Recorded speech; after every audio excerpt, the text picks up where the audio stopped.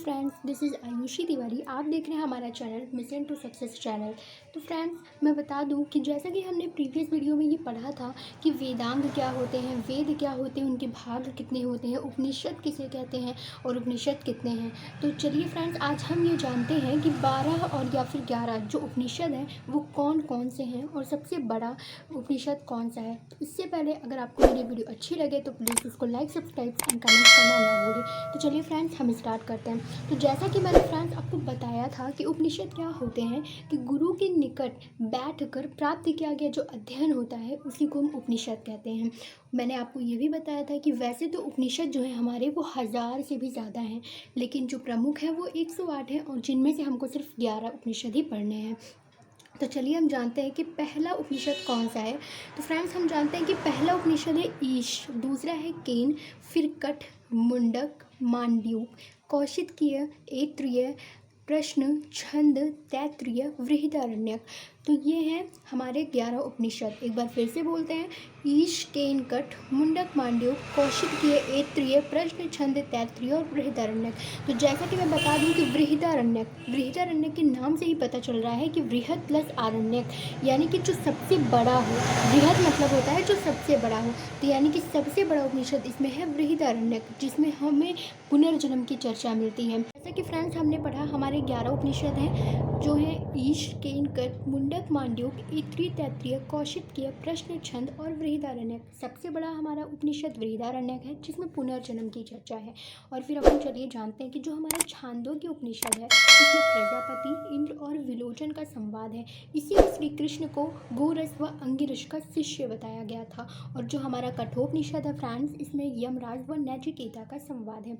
तो चलिए अब हम ये समझते हैं, हमने उपनिषद पढ़ लिया, वेद पढ़ लिया, वेदांग पढ़ लिया, उपवेद पढ़ लिया और वेद कितने होते हैं, उनके भाग कौन कौन से होते हैं। अब चलिए हम समझते हैं स्मृति। ये स्मृति जो एक हम कॉमन लैंग्वेजेस में बोलते हैं हमारी मेमोरीज, लेकिन ये स्मृति वो स्मृति नहीं है, ये एंशिएंट हिस्ट्री की स्मृति है। जिसमें क्या होता है कि मनुस्मृति इसके रचयिता है, स्वयंभू मनु द्वारा ही ये मनुस्मृति रचित है। इसमें ये वो वाले मनु नहीं है जिनमें हिंदी के पद्य में ये हमें मिलता है सुनने को, जिनसे सृष्टि का निर्माण होता है। ये वो मनु नहीं है, स्वयंभू मनु है जिनके द्वारा मनुस्मृति की रचना हुई।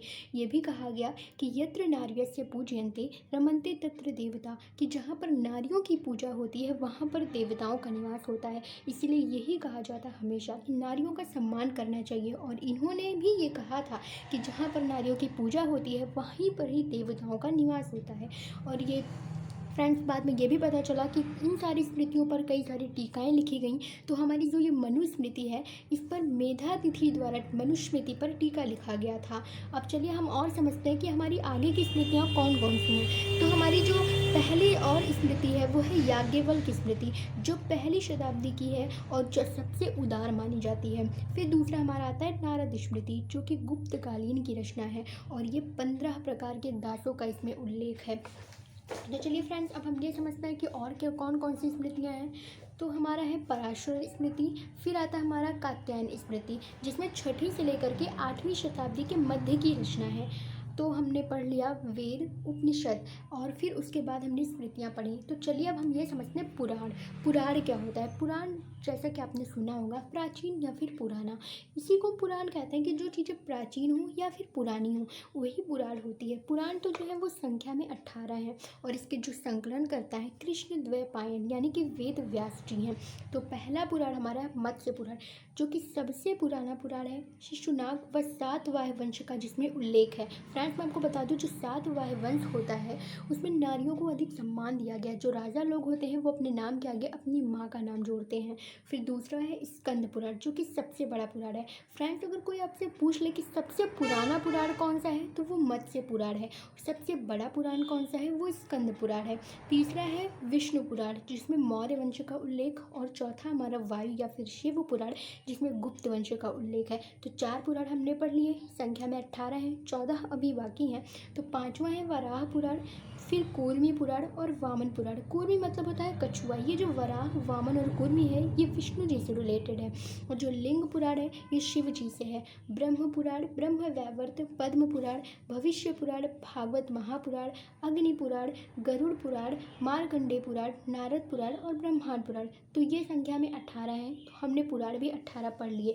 तो फ्रेंड्स, जैसा कि हमने पढ़ा कि वेद क्या होते हैं, वेदों को श्रुति किस लिए कहा जाता है, कितने वेद होते हैं, उनके भाग कौन कौन से होते हैं और उन सारे वेदों के उपवेद भी होते हैं। फिर हमने ये पढ़ा कि वेदांग होते हैं। वेदों को समझने के लिए वेदांगों की रचना हुई। उसके बाद हमने ये पढ़ा कि उपनिषद क्या होते हैं, संख्या में कितने हैं और कौन सा सबसे बड़ा उपनिषद है। फिर हमने पढ़ा स्मृतियाँ क्या हैं, उस पर कौन सी टीकाएँ लिखी गई, कितनी स्मृतियाँ हैं। उसके बाद हमने ये पढ़ा पुराण क्या है और पुराण कितने हैं संख्या में। तो हमने आज ये 18 पुराण पढ़ लिए। तो ऑल टोटल हमने वेद, उपनिषद, स्मृति, पुराण इन सभी चीज़ों को क्लियर कर लिया। तो आई थिंक आप लोगों को मेरी ये वीडियो अच्छी लगी होगी। तो अगर ये मेरी वीडियो आपको अच्छी लगे तो प्लीज़ इसको लाइक, सब्सक्राइब एंड कमेंट और शेयर करना ना भूलें। Thank you so much guys.